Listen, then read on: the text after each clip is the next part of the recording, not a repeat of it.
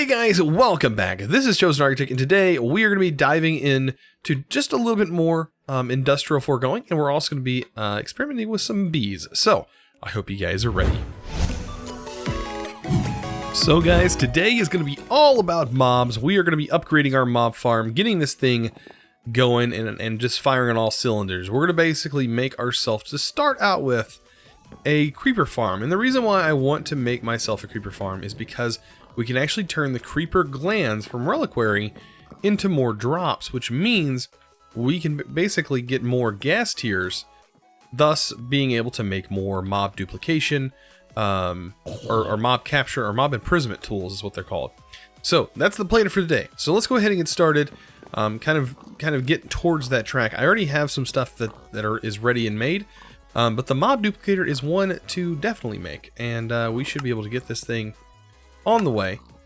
Let's see, we pretty much have everything ready to go, I do believe. There's nothing here that we don't already have, so mob duplicator, pretty good. Now, the imprisonment tool is going to require a gas tier, but you can actually make the gas tier with the catalyzing glands. And I have a few in here, and there's also some that, I guess some mobs have just been randomly spawning during the day in here, because I do have some random mob loot, like bones and other things. Like, I guess I'm getting carrots and chickens from other mobs spawning. Got some rib bones and stuff in here, a bunch of zombie hearts. But yeah, lots of good stuff in there. But like I said, today we're going to be making that imprisonment tool. Let's go ahead and do that, mob imprisonment, because that's how this thing works. So the mob duplicator is going to require two things. Power, so we're also going to need some power, so we could get some hardened flux ducts in there, definitely. And we're probably going to put this thing right underneath the current mob grinder that is in there. And that should, like, this thing should be like a self-sustaining system once we have that in place. That way this will still take the mobs that this thing produces, and we'll be able to get even more of this essence from that. That's the plan. Next step is to find a creeper. We might have some luck going down in our mines. There's a good chance we might find one lurking in the shadows. Oh, wow. How convenient. There is literally one lurking in the shadows. So we just right click on you, and look at that. We've captured a creeper. It is super simple to do this. And like I said, the creeper is probably one of the first ones you want to get a hold of. Of course, getting another soul shard farm going would be definitely very helpful. Because I don't think you want to set this up until you have that going. You could probably use passive mobs to generate this life essence, but it's definitely not recommended. So I'm not worried about mobs, bothering me in here. I'm not worried about it at all. They kill them instantly. So that's not a big deal. But let's go ahead and take this mob duplicator, and it should work if I place it here. Now we are going to need a few things. We're going to run this cabling down there for power. And I only have a few of these flux ducts. We might actually need a bit more. I did have to run a long line of them over here. I'm going to talk about that building here in a second. But let's grab some more.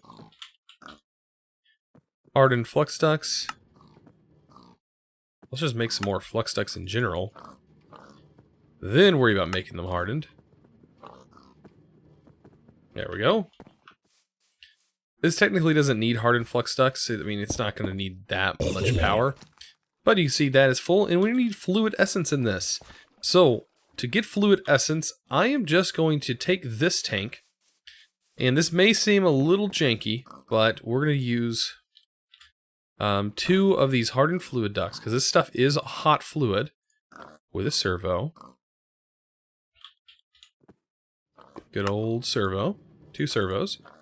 And we're going to need to set up some ender tanks, right?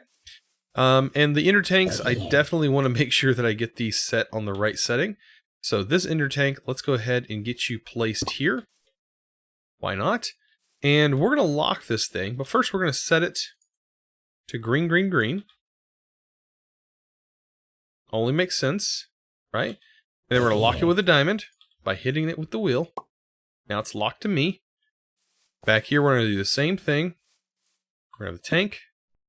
It's going to be green, green, green. And we're going to lock it to herself. Perfect. Now what we can do, slap this bad boy on, and make sure we get this thing plugged in and ready to go. So we're going to be able to drain that tank, which there's actually a lot in here. I mean, that's quite a bit that is stored. There's 72 buckets just stored in there right now. So that's going to fill that up. Doesn't need too much of it to run. And same over here. We're going to hit that to ignore. And this bad boy is technically going to be on. Now, I can put a range upgrade in here. That is going to do, I have no idea what it does, but it says we can put it in there. So I'll put a range 3. That's going to be smaller than the current range add-on we have in here. So it should keep it within this room. We have a tier 4 in here. Next thing to do, I guess, just clear up some of this. I don't honestly care if the cables are in the way because it's not going to matter. If any mob is in here in general, it's going to, well, the light might actually get in. I didn't think about that. The light might actually get in here. So maybe do that. It doesn't really matter. This thing can go through anything. And then the only thing left to do is to put the actual mob in here. And you can see it's going to start spawning them. So, yeah. We can just close it up. And just let it do its thing. And this should start generating a ton more things, including gunpowder. More of these catalyzing glands. Oh man. And it should be also producing more of this fluid essence. Probably more than, I mean, it might be self-sustaining, you know. But of course the other mob farm is definitely going to help. The zombie, when they spawn, every now and then it's going to give us a little boost. So we shouldn't have to worry about it too much. But look at this. The catalyzing glands are building up. Our gunpowder is building up. That's going to make doing any more of the compressing stuff a little bit easier on us. So if we take a look over here, we're just going to take a look. I did go ahead and make a building specifically for all of the IC2 and Tech Reborn stuff. And so down here on the floor, I got people asking me, how was I converting this? Well, I did explain it in the video, but we have an RF energy consumer going into an energy bridge that's going into an MV energy producer. Now, these blocks have 2 different forms, but they are one crafting recipe. You have a RF energy consumer and producer. They're all one crafting recipe, but are 2 different blocks. And then you have the MV energy producer, which is the same way. You have a producer and you have a consumer. So if you want to convert IC2 power into RF, you can technically do the exact same opposite thing that we're doing here. And yeah, turn this into a consumer and turn this into a producer. I mean, it's as simple as putting this in your crafting table. But I got 2 MFEs next to each other with cables running underneath and that are connected into each one of these. And this is just extra backup power. And then over here is just a simple setup with a generator running into a bat box. The bat box and the hopper and the coal generator has a hopper above it, and it can run any of these machines if we need to, compressor especially. Then over here is the place for some of our medium tier Tech Reborn machines, which technically we have a few of, and we also have some recyclers and stuff like that. Not too concerned about the recycler or anything like that, but I don't know. This was just a nice little place for me to put these machines. And like I said, this right here, this is going to, like the mob farm that we just set up, that is going to provide that gunpowder for future use. So I'm super excited about that. And I just want to take a look here. So it is going down, but we are getting some more catalyzing glands. Good thing, we're going to be able to utilize that with some more mobs very, very soon. Now, there are a few mobs in this game, in the pack, that we might want to throw in here. Like, we might not want to keep this running all the time. So there is a way we could probably run some redstone. Simply run some redstone inside and use a lever to turn that machine on and off. Right? I mean, that's super simple, like redstone 101. So let's just run some redstone. Oh, I did not mean to use my main machine. That's no good. I literally meant to just use this. My bad. Alright, let's go back up here. Alright, so let's set the redstone. We're going to have redstone running. I didn't want redstone there. It's running up the wall. I don't know if that's going to actually affect it or not. We'll find out. Put a lever here. Did I turn that off?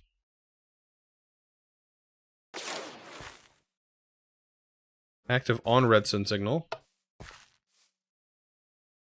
Thought a redstone signal stopped. Okay, so yeah, that does work. So yeah, sometimes we may want to cut that off. I don't know if it's actually sending power to the soul cage, because I don't know if the soul cage can be powered by redstone. I don't know. That's one of those things. But yeah, we should be able to fill this back in now. I did lose a brick, didn't I? Bummer. Let's go grab another cobblestone. And yeah. So this will just allow us to hook up and use a lever here. So that should turn it on. And if we turn that off, we should be good to go. And if I want to invert that, I technically should invert it to make it more like a light switch. There we go. Active without redstone signal. So this is on. Yeah, that's on. And if I flip that down, it would be off. So, looking pretty good. We are running out of fluid essence, which is to be expected.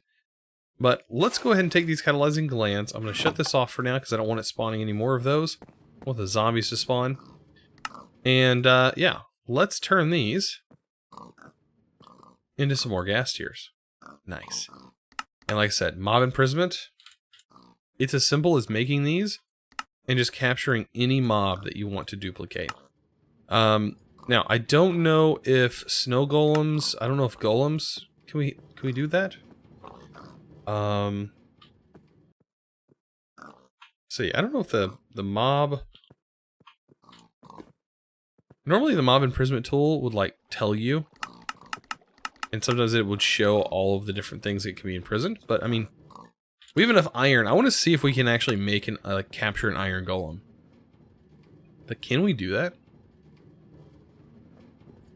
And if so, I mean that'd be pretty cool. Actually, we don't have a pumpkin, do we? Can we make a pumpkin?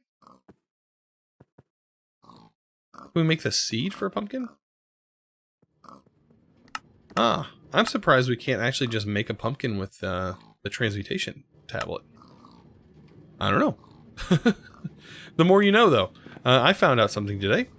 So, we have these mob imprisonment tools. It is getting a little bit dark. So, what I'm going to do, I'm going to go hunting. I'm going to grab myself a skeleton. We already have a zombie. What other things would be good? I mean, zombie pigmen would be kind of awesome because they drop gold. And that can be used for technically EMC, but we have so much resources. It's kind of just not even worth it at that point, right? Creepers are definitely something that we need to keep running. I'm trying to think. I mean, wither skeletons would be nice. Like, wither skeletons are definite. Like, we should probably put that in there. But anything else? I mean, squid. Will this thing spawn squid? It might. I'm trying to think of some other mobs. I mean, we just have skeletons is the main thing. Like, skeletons would give us bone meal really easy. And also give us rib bones. And if we could find a slime. Slime would be really good. Because a lot of stuff requires slime. That just reminds me. We do get slime that spawn in the very bottom area of our chunks down here. Sometimes I go down here and we have a slime that is just bouncing around all willy-nilly. Hi, creeper. We just passed it. That's scary.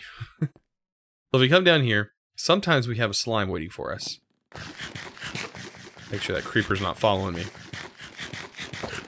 Sometimes we have one. I'm not seeing a slime today. So, we're good. We're good. Definitely good. Because normally I see one. But, I'd prefer to see one. That'd be nice. Then I could capture the thing. And we could spawn it. Because a lot of stuff in Reliquary actually requires slime. Believe it or not.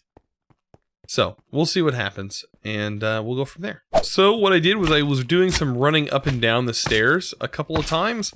And guess who spawned? I was right on the money. This guy. This guy. So, this guy should produce some more essence for us? I'm kind of, I don't actually know how this works. Will it split it into multiples and then split it and keep splitting it until they're the tiny ones? And if it does that, will it give us more essence to run slime? I don't actually know. That is like a question for, or that's something to definitely test. So let's take this bad boy out. We'll throw him in there. And we'll see what happens. Oh, okay. Oh, it does. It does. It'll spawn the big ones. It'll knock them down. Ah! And it'll kill them again. Okay, but it's the little ones that we get the essence from. Are we getting a bit of essence from that? When it does that kill? Because that could technically get us way more essence. I don't know.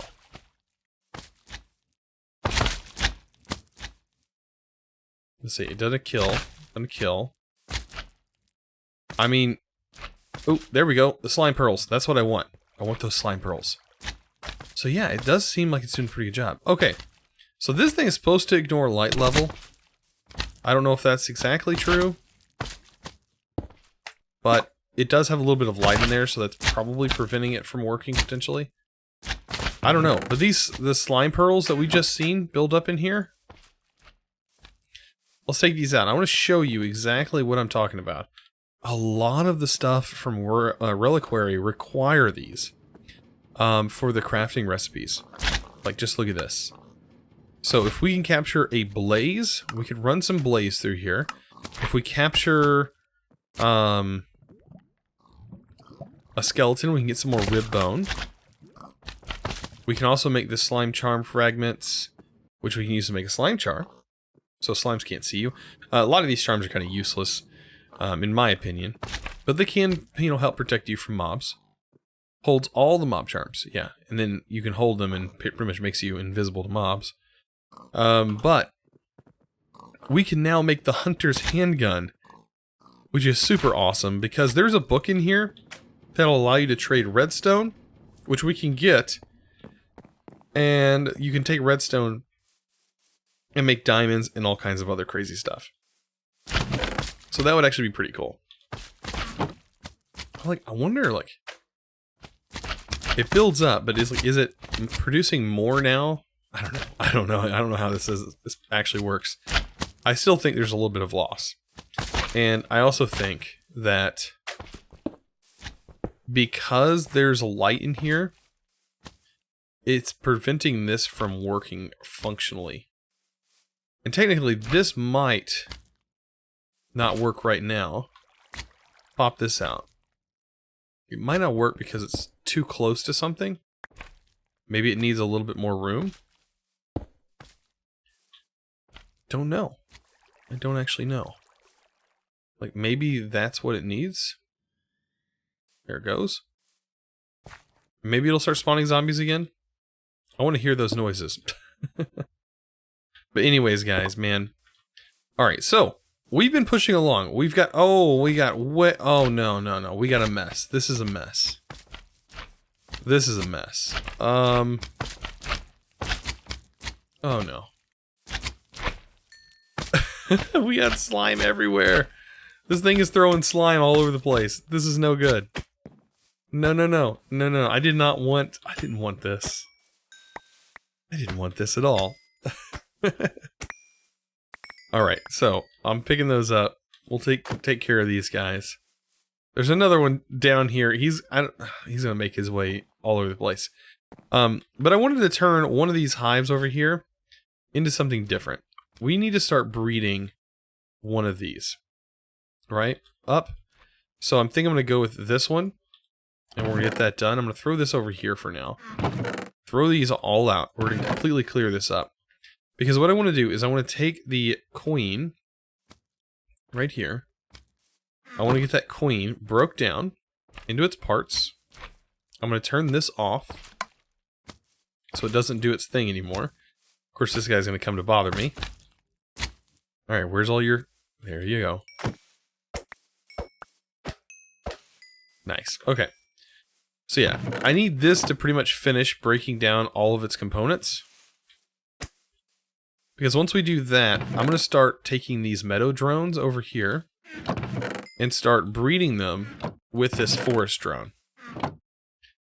Right?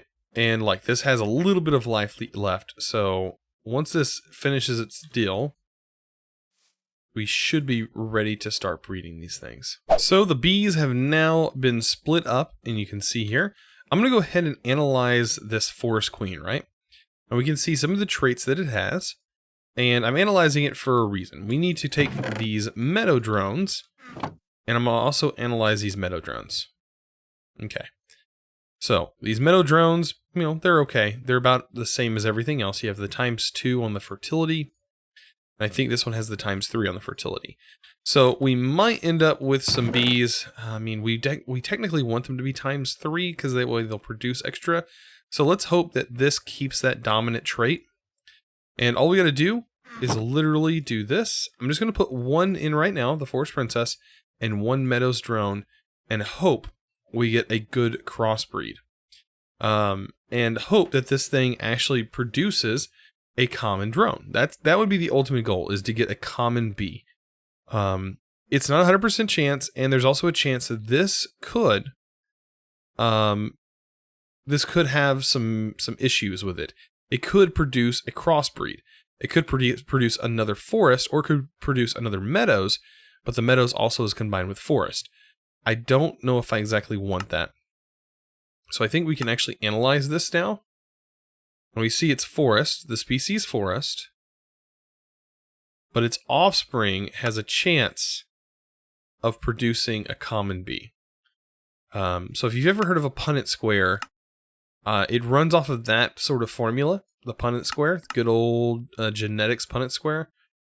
And that's kind of a good way to estimate what this might end up being. But like I said, there's always a chance this could come out a crossbreed. And it looks like the fertility is good on this one.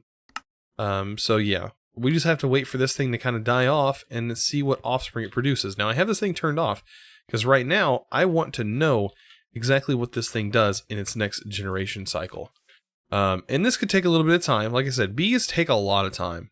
And if you don't have the patience to sit here and dedicate to them, don't even worry about doing them. Because yeah, they do take a little bit of time. And that's just the nature of the bee mod.